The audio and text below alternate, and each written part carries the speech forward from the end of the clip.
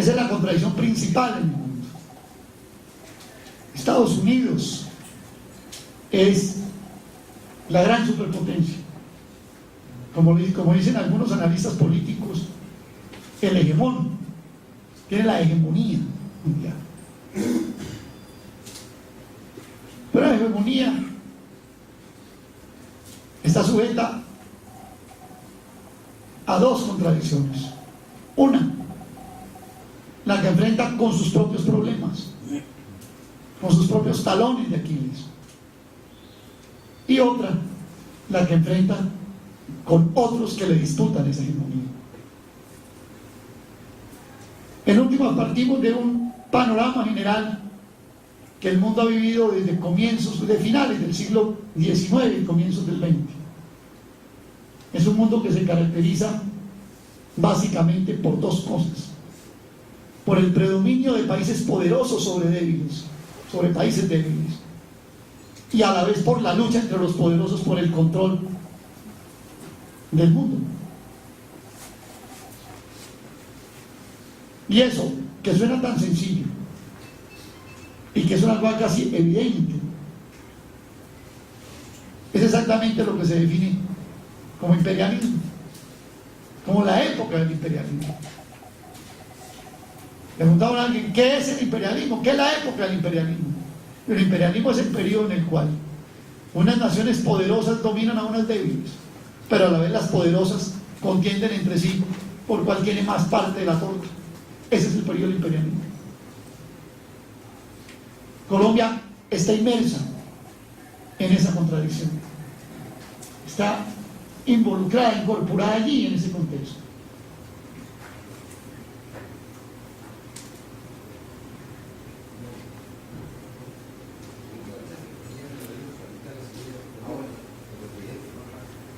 ¿Y qué tanto afecta a nuestro país esto? Partimos de ahí para cumplir con lo que tenemos como tarea en la tarde de hoy: estudiar, escardar un poco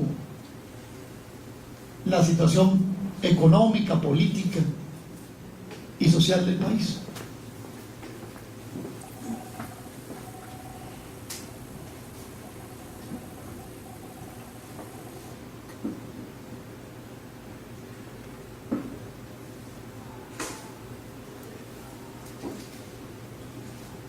Después de 1990, hace 20 años, cuando se implanta en el mundo lo que todos conocemos como la globalización, las aperturas, incluso con una visión más amplia que la misma concepción neoliberal. Lo neoliberal en general se supedita, se restringe a lo económico, que por supuesto es fundamento y a la vez cometido de la globalización. Pero eso adquiere coberturas mucho mayores que lo económico. Estamos hablando de nuevas formas de dominación, de nuevos contenidos en materia política, ideológica, cultural y militar. Es más, hemos hablado de un proceso que, a mi modo de ver, un concepto que abarca más todavía, de recolonización.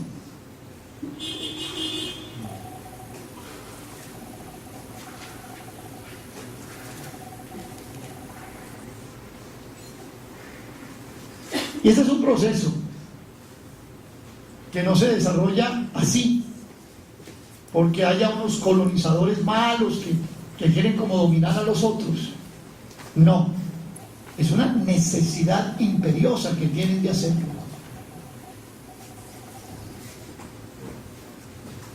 Si no hay recolonización, no hay hegemonía. Si no hay recolonización, no hay predominio. Si no hay predominio, hay bancarrota. Y se vuelve de esa manera una contradicción entre sí. Quienes ejercen el dominio y la hegemonía superviven o superviven las naciones a las que están sometidos. En esa contradicción nos movemos.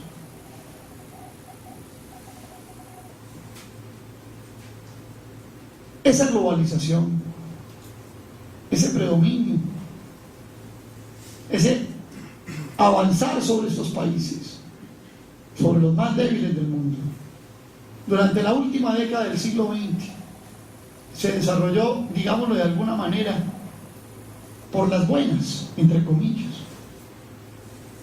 con la OMC, con la Organización Mundial del Comercio, que con el Fondo Monetario, que tal instituto venía al Banco Mundial, daba unas recomendaciones y se iba profundizando esto. Y eso no bastó. Una cosa que era un sueño global para el capitalismo, un sueño para el capitalismo de tener un mercado global. Ya en 1995, 98, ya habían instalado un mercado donde podían ir los capitales y volver las mercancías, correr de un lado para otro, del sur al norte y del oriente a occidente. Y sin embargo, las crisis económicas, las crisis financieras, no solamente no dejaron de manifestarse, sino que se manifestaban con mayor reserva. Y esto empieza a volverse una especie de el perro que se quiere comer la cola, ¿sí? Se domina para socavar las crisis. Aparecen nuevas crisis, hay que volver a profundizar en dominación. Pareciera una especie de círculo de nunca acabar.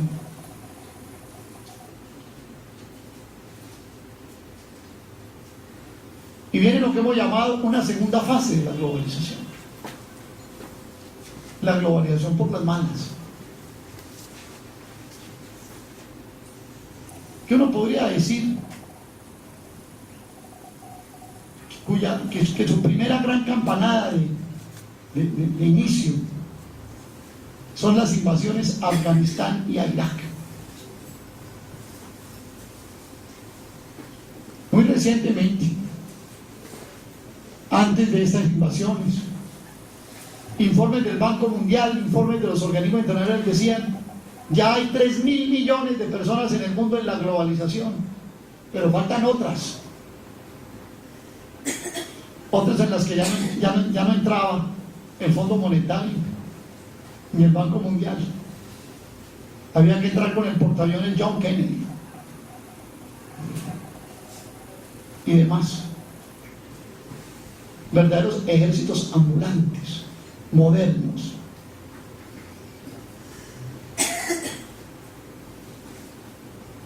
Y con el 11 de septiembre comienza una nueva fase de globalización. La globalización por las malas. Esto ya no es negociando cositas en la Organización Mundial del Comercio, ni que mandamos unos economistas neoliberales a que dicten ahí unas medidas. Ahora es con el US Army encabezando la misión, como en la época de las cruzadas.